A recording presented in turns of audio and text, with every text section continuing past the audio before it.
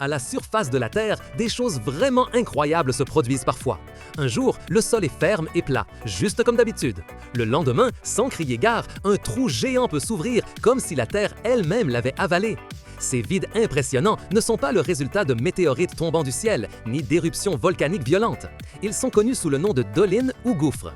Et la science a déjà découvert comment se forment ces ouvertures mystérieuses. Les dolines sont des trous naturels, souvent de formes variées, qui apparaissent dans le sol de différentes parties du monde. Elles se forment par un processus très lent qui se déroule sous nos pieds pendant des milliers ou des millions d'années. Imaginez notre planète comme une grande sphère avec une peau, et en dessous, il y a de nombreuses couches de roches. Certaines de ces roches ont une caractéristique spéciale, elles sont solubles. Cela signifie qu'elles peuvent se dissoudre dans l'eau d'une manière similaire à la façon dont le sucre se défait lorsque vous le mélangez dans votre tasse de café. Les roches solubles les plus courantes sont le calcaire, le gypse et la dolomie. C'est là que l'eau joue un rôle principal. L'eau de pluie, lorsqu'elle tombe sur la surface, n'y reste pas. Une grande partie d'elle s'infiltre lentement à travers le sol, traversant la terre et les couches de roches, cherchant son chemin vers les profondeurs. À mesure que cette eau souterraine voyage, elle atteint ces couches de roches solubles que nous avons mentionnées. Avec le temps, qui se mesure en millénaires, cette eau entame un travail silencieux mais constant. Elle mange ou dissout la roche.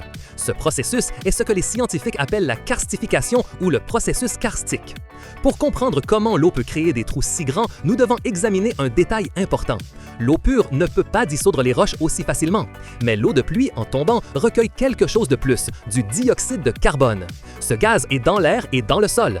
Lorsque l'eau se mélange au dioxyde de carbone, un acide très faible se forme, appelé acide carbonique. Ce n'est pas un acide dangereux, mais il est suffisant pour réagir avec le calcaire, le gypse et la dolomie. Imaginez une fois de plus ce morceau de sucre dans votre boisson chaude. Chaque fois que l'eau acide frôle la roche soluble, elle emporte avec elle une petite partie dissoute de celle-ci. Ce processus se produit goutte à goutte, année après année, siècle après siècle. L'eau s'écoule par les petites fissures naturelles de la roche, les élargissant peu à peu. Avec le temps, ce qui n'était que de petites fissures se transforme en canaux plus grands, puis en tunnels souterrains et finalement en énormes grottes. Ces grottes peuvent être gigantesques, elles sont complètement cachées sous la surface et les gens qui marchent au-dessus ne se doutent pas qu'il y a un grand vide sous leurs pieds. À mesure que ces espaces vides sous terre grandissent et deviennent plus étendus, la couche de roche et de terre qui reste au-dessus, agissant comme le plafond de la grotte, s'affaiblit. Arrive un moment où ce plafond ne peut plus supporter son propre poids ni celui de ce qu'il y a au-dessus. C'est alors que la doline s'ouvre à la surface. Cependant, toutes les dolines n'apparaissent pas de la même manière.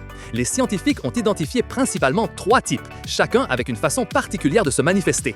Le premier type est connu sous le nom de doline de dissolution. Ce sont les plus courants. Ils se forment lorsque l'eau dissout la roche soluble très près de la surface du sol. Dans ce cas, le processus est très graduel et lent. Le sol s'enfonce petit à petit, millimètre par millimètre, formant une dépression douce et peu profonde à la surface, comme si quelqu'un avait légèrement pressé la terre avec une très grande cuillère. Souvent, les gens ne se rendent même pas compte qu'ils vivent dans l'une de ces douces concavités naturelles. Le deuxième type, et peut-être le plus dramatique et soudain, est la doline d'effondrement. Celle-ci se produit lorsqu'il existe une grande grotte souterraine déjà formée, avec un plafond rocheux devenu très mince ou fragile. Soudain, le plafond de cette grotte s'effondre. Boum! Le sol et tout ce qui se trouvait au-dessus tombent d'un coup dans le vide créé par la grotte. Ces dolines sont généralement profondes, avec des parois très abruptes et apparaissent presque sans préavis. Ce sont celles qui, malheureusement, engloutissent parfois des maisons entières, des voitures ou même des bâtiments et sont les plus dangereuses en raison de leur apparition inattendue. Enfin, nous avons la doline par subsidence. Ce type se forme dans les zones où une couche de matériaux meubles, comme du sable, de l'argile ou du gravier, se trouve au-dessus d'une grotte ou d'un espace souterrain vide. L'eau qui s'infiltre entraîne avec elle ces particules de matériaux meubles, les emportant vers la grotte en dessous. C'est comme si la terre de la surface s'écoulait lentement par un trou invisible, petit à petit. Le sol s'enfonce progressivement, créant une dépression en surface, mais sans l'effondrement bruyant et soudain qui caractérise le type précédent. Notre planète est un lieu de merveille et elle est pleine de ces impressionnants phénomènes géologiques. Certaines dolines sont si grandes et spectaculaires qu'elles sont devenues des lieux célèbres, attirant l'attention de scientifiques et de touristes du monde entier. Un exemple iconique est le Grand Trou bleu du Belize, en Amérique centrale.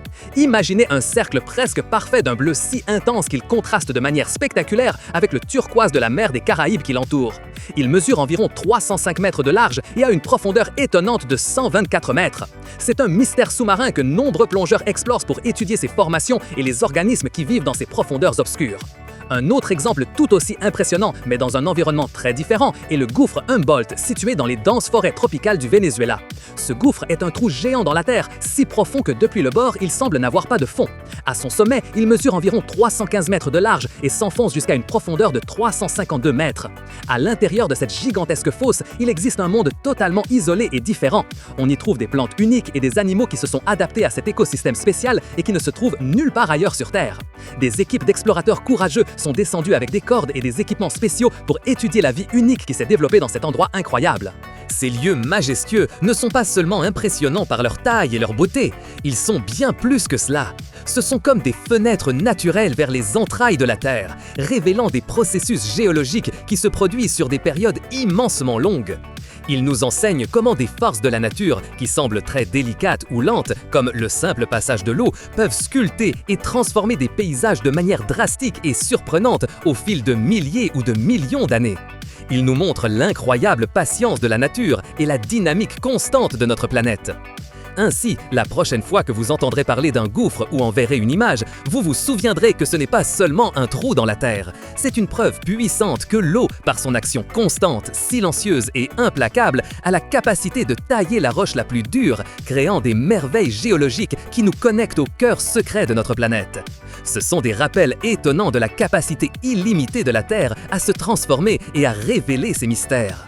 Si ce voyage incroyable dans les profondeurs cachées du sol terrestre vous a fasciné et que vous souhaitez continuer à percer les énigmes de notre monde, nous vous invitons à vous abonner à la chaîne Explorando.